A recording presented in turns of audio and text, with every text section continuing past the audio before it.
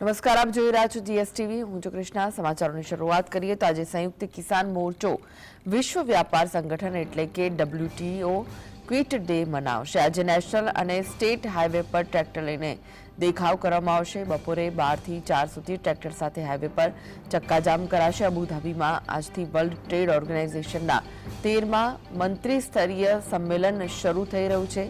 ત્યારે સંયુક્ત કિસાન મોરચાએ કેન્દ્ર સરકાર પાસે માંગ કરી છે કે આ સંમેલનમાં ખેતીને WTOમાંથી બહાર રાખવા માટે વિકસિત દેશો પર પ્રેશર કરવામાં આવે. ભારતની ખાદ્ય સુરક્ષા અને મૂલ્ય સમર્થન કાર્યક્રમ WTOમાં અવારનવાર વિવાદોનો વિષય રહ્યો છે. હકીકતમાં મુખ્ય કૃષિ નિકાસકાર દેશોએ વર્ષ 2034 અંત સુધી ખેતીને સમર્થન આપવા માટે WTO સભ્યોને અધિકારોને વૈશ્વિક સ્તર પર 50% ઘટાડાનો પ્રસ્તાવ આપ્યો છે. ખેડૂતોની મુખ્ય માંગોમાંથી એક મુદ્દો WTOમાંથી અલગ થવાનો પણ છે. સંયુક્ત કિસાન મોરચો અને ખેડૂત સંગઠનોની 27 અને 28 ફેબ્રુઆરી બેઠક યોજાશે. બેઠક બાદ 29 ફેબ્રુઆરી આંદોલનની આગામી રણનીતિ જાહેર થશે.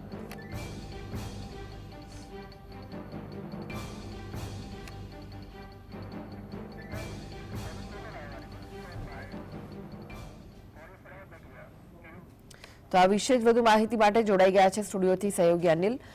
અનિલ, ક્વિટ ડે આજે ખેડૂતો મનાવવાના છે. WTO ને લઈને જે WTOમાંથી ખેતીને અલગ કરવાની માંગ છે તેને લઈને 12 થી 4 સુધી ટ્રેક્ટર લઈ હાઈવે પર ચક્કાજામ પણ કરશે. શું છે વિગતો? ખાસ કરી કૃષ્ણામાં બે વાતો છે. એક વાત તો એ છે કે આજે અબુધાબીની અંદર જે મંત્રી પરિષદ લેવલની જે બેઠક છે WTOની એ બેઠક છે જેના કારણે આ વિરોધ થઈ રહ્યો છે. બીજો કે આજે 14મો દિવસ છે જે કિસાન આંદોલન છે પંજાબ હરિયાણા અને તમામ ખેડૂતોને MSPને લઈને એના આજમે 14મો દિવસ છે. તમને ખ્યાલ હશે કારણ કે એમની જે 19 માંગો છે એ પૈકી એક માંગ છે કે ભારત જે છે તે WTOમાંથી કમસે કમ ખેતીને બહાર કરવા માટે જે વિકસિત દેશો છે અથવા વિકાસશીલ દેશો છે 49 પૈકી દેશો એ તમામ દેશોને પ્રેશરાઇઝ કરે. કારણ કે એમનું માંગ છે કે ખેતી છે વેપાર નથી અને વેપાર પણ જે પણ પ્રકારના પ્રતિબંધો કે જે પણ પ્રકારની ગાઈડલાઈન લાગુ કરવામાં આવે છે એ બીજા વેપારની જેમ ખેતી ઉપર લાગુ ન થઈ શકે. કારણ કે તર્ક છે ખેડૂતોને કે જો પેન બનાવવા વાળો માલિક જે છે તે પોતાના પેનનો ભાવ નક્કી કરી શકે એ WTOનો નિયમ છે. પણ ભારત સરકાર પોતે વાત નથી માનતી કારણ કે જ્યારે ખેતીમાં કોઈ ખેત પેદાશ ઉત્પન્ન થાય છે ત્યારે એનો જે કિંમત છે ખેડૂત નહીં પણ સરકાર નિર્ણય કરતી હોય છે અથવા તો બજારના હાથમાં એ તમામ વસ્તુ હોય છે. તો પછી WTO પોતે ખેતૂને લઈને અને વેપારને લઈને જ્યારે બેવડા ધોરણ અપનાવતી હોય તો પછી એવા કન્ડિશનમાં ભારતને WTOમાંથી નીકળી જવું જોઈએ અથવા તો ભારત ન નીકળી શકે.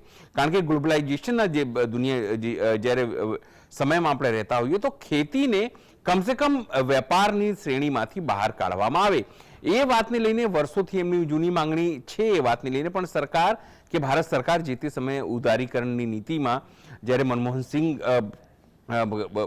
નાણામંત્રી હતા અને PV નરસિંહ રાવ PM હતા એ સમય દરમિયાન તમામ વસ્તુઓ જ્યારે સ્વીકારવામાં આવી. પણ હવે સ્થિતિ એ છે કે MSPથી માંડીને જે 19-20 માંગો છે ખેડૂતો આંદોલન એને લઈને તેઓ જે સ્થિતિ છે એના આંદોલન કરી રહ્યા છે. અને આ એક આજે સુખદ વાત એ છે કે કાલ સાંજથી જે બોર્ડર એ પછી ટીકરી બોર્ડર હોય શંભુ બોર્ડર હોય કે પછી ત્યાં જે લોકલ બોર્ડર ઉપર એ લોકો આંદોલન કરી રહ્યા હતા જ્યાં આંસુ ગેસને ગોળીઓ છોડવાની વાત આવી હતી. એમાં એક ખેડૂતનું મોત પણ થયું હતું અને 3 ખેડૂતોને આંખો પર અસર છે. એ તમામ વસ્તુઓ થઈ એના કારણે જે નેટબંધી થઈ હતી ત્યાં અત્યારે નેટ ખોલવામાં આવ્યા છે. એના કારણે એક રાહતના સમાચાર ખેડૂતો માટે અને જે આસપાસના લોકો માટે છે. પણ આજે એના વિરોધમાં તેઓ ટ્રેક્ટર આંદોલન કરવાના છે અને 28-29મી તારીખે જે છે એ એક રણનીતિ છે પોતાને નક્કી કરશે. અને રામલીલા મેદાનમાં જે સ્કેમ અને જે BKU છે એ 14મી તારીખે સંયુક્ત મોરચાના ભાગરૂપે એક મોટું આંદોલન જે છે એ દિલ્હીની અંદર કરવાના છે. પણ હજુ પણ સરકાર અને ખેડૂતો વચ્ચે જે વાતો બનવી જોઈએ કારણ કે સરકાર વારંવાર એ વાત કહે છે કે અમને સમય જોઈએ છે જે તમામ નિર્ણયો છે એ નહીં માની શકાય.